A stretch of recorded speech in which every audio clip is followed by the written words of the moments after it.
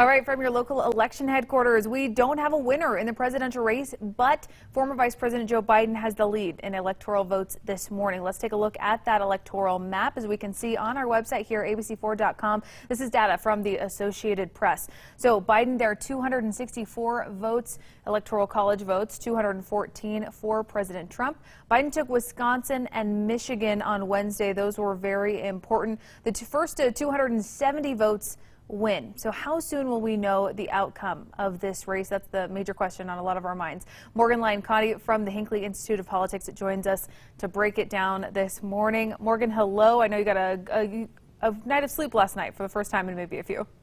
Yeah, hopefully a lot of Americans slept a little bit more last night, knowing that there was going to be a bit of a break in results. And the night before, I don't think very many people slept very much while watching the TV and watching the news. Can we talk about that timeline? So we have 4 states who are really kind of still counting. We're hoping to get more information today. What do you foresee as a reasonable timeline to know kind of a tentative winner? Well, it depends on a few things, but we know that we will be getting more results from Nevada, hopefully later this morning.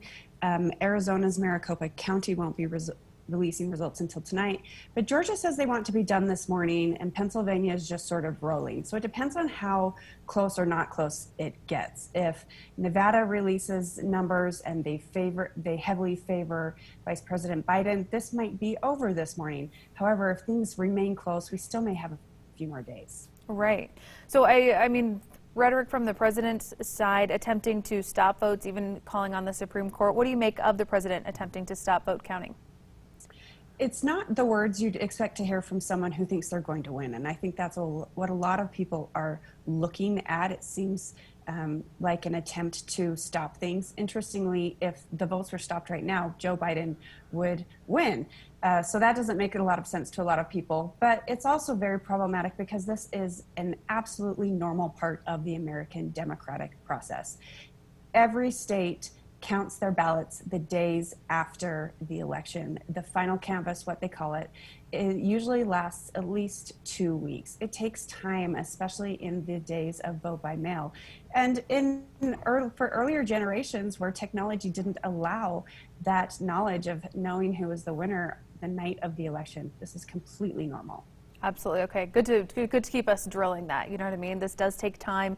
Our voting locations, we have those full 2 weeks. Can we talk about projections? So polling projections were very wrong again. What do we make of that? I think you'll hear a lot of pollsters say it was within the margin of error, but with a lot of these states, it really wasn't. And I think we're going to hear more of a narrative about perhaps that shy Trump voter again. Pollsters tried to say that didn't happen in 2016. It was just the undecideds who all broke for President Trump. But I think you could argue that those were shy people who didn't want to admit their vote for whatever reason. So we may be seeing that again. And we also may see pollsters realizing that once again, they're not getting that right mix of demographics of those likely voters. That said, this is a historic year with historic turnout and all the historic words. And it's really hard to figure out what your voting and your sample population is when it's hard to predict who's going to turn out to vote. So you're saying we should give those pollsters a little bit of a break? This was maybe a harder year than ever to predict what was going to happen. This is a hard year for everything. We should all give each other a little bit of break, a little bit of grace. Can we transition now from the presidential race to our 4th district race here? It's definitely the tightest in Utah. It's been the loudest in Utah, the most money spent on advertising in Utah. McAdams has the lead by just over 2,000 votes this morning. What should we be watching for in this race right now? This election didn't get called until almost 2 weeks after the election last year, the election day, I should say. And so it may take a little while again. One of the interesting things that I noted with the data is that Utah County has about 17,000 votes left in the 4th district still to be counted. And that's about where it was in 2018. But Salt Lake County has almost double the amount of votes that they still had to count for the 4th district. And so it just depends on how those break. In 2018, Mia Love actually did pretty well with those late vote by mail votes that were trickling in after election day, as they can because they can be postmarked the day before the election.